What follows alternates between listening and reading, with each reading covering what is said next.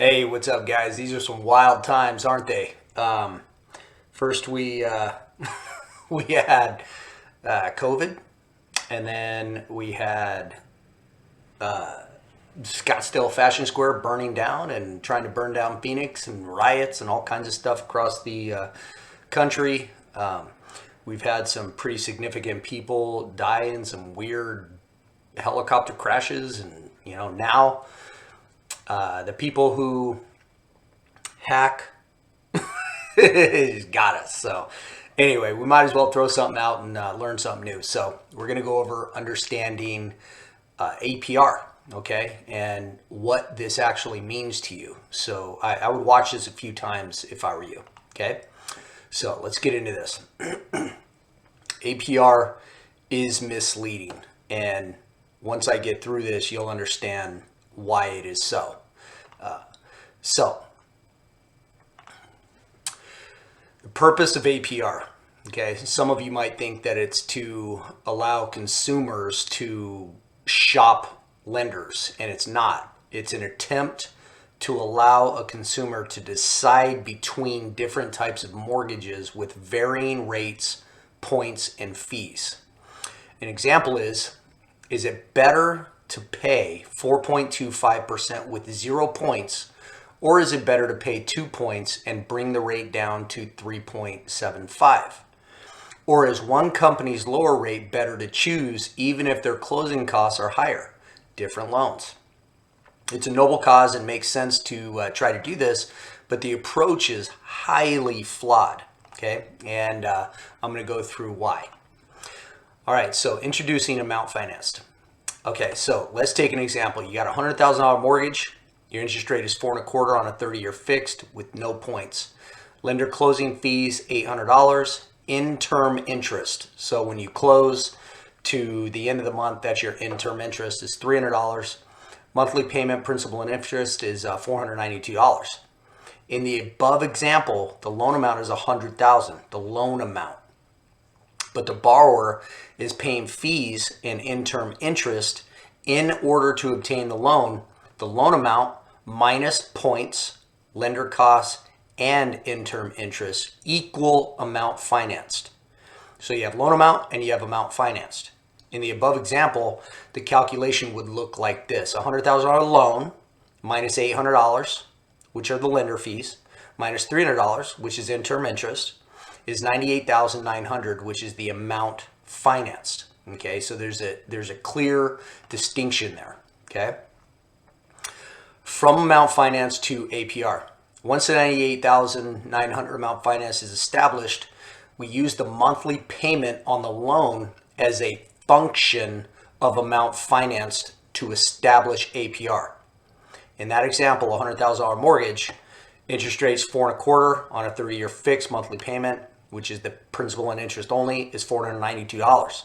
The $492 monthly payment on the above $100,000 mortgage corresponds to a 4.25 rate on a 30-year fixed. But the $492 monthly payment on the $98,900 amount financed corresponds to a rate of 4.35%. This is the APR. Okay? Clear distinction. Now let's compare loans using APR. Loan 1, $100,000 mortgage. Rate 4.25 on a 30-year fix, 0 points, lender fees $800, in-term interest $300, monthly payment $492, amount finance $98,900, APR 4.35%. Loan number 2, $100,000 mortgage. Rate 3.75% on a 30-year fixed. They pay 2 points to get that, which is $2,000. Lender closing fees $800, in-term interest $300, monthly payment $463, clearly less than loan 1. Amount financed $96,900, APR 4.01. So which option is better? 4.25, 0 points, $492 month, $2,000 lower cost, or 3.75, 2 points, $463 a month, $29 lower payment. Based on APR, it appears loan 2 is the better choice because the APR is much lower. Remember, it appears that way. So here's the true break even. Loan 2 looks like the better option, where you would pay 2 points because the APR is lower at 4.01 versus 4.35 APR on loan 1. But is it really better? Loan 2 does save you $29 a month, but costs $2,000 more up front. A simple calculation of taking the cost of $2,000 divided by the savings of $29 a month results in a break-even period of roughly 6 years. And a more accurate comparison would take the upfront value of the $2,000 into consideration. This can be done by taking the dollars that would have been used for the upfront costs and reducing the amount borrowed by the same amount. This would bring the difference in cost to about $19 a month and result in a break-even time frame of roughly 9 years. Therefore, loan 2 would only provide a real savings for the customer after 9 years, even though the APR is lower. And the chance of that customer residing in the same home with the same mortgage for that long of a time period is very, very slim. Loan 1 is the better option for the first 9 years and would likely result in the best choice for the vast majority of borrowers, since they would have probably moved or refinanced within the 9-year period, even though APR would suggest Loan 2 to be the better choice. Let me revisit this. A more accurate comparison would take that $2,000 in points, okay, $2,000 in points, and instead putting that as a down payment. So reducing the loan amount, not paying points. Okay, that's the $19 that's being talked about here, and why it's a 9-year actual break even. It's very rare someone will keep a loan for 9 years, okay? APR is very misleading and for the most part points to the wrong option for borrowers. APR assumes that you will have the loan for its entire duration. Therefore, no prepayments, refinances, or selling of the home for the entire life of the mortgage, 30 years. APR also assumes that inflation will remain constant at 0, as it does not contemplate the current value of money being worth more than dollars being paid back 20 or 30 years later. Perhaps, worst of all, is the way APR treats in-term interest. We all know that this is a temporary cost that gets washed by the next first of the month. Yet, APR considers it a lender fee.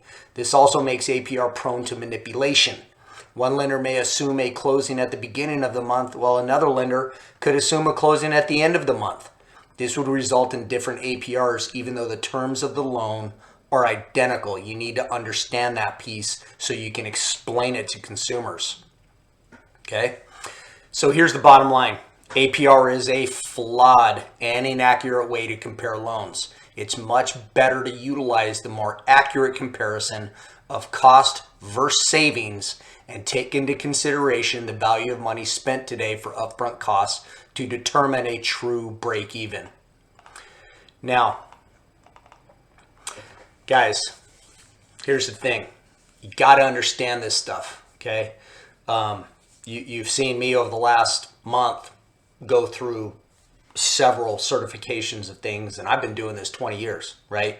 So I'm gonna start peppering you with little things like this to start getting your mind wrapped around you being an authority in the mortgage field like I am, okay? All right, guys, let's have a great weekend, and hey, man, let's get through this. Let's close some loans.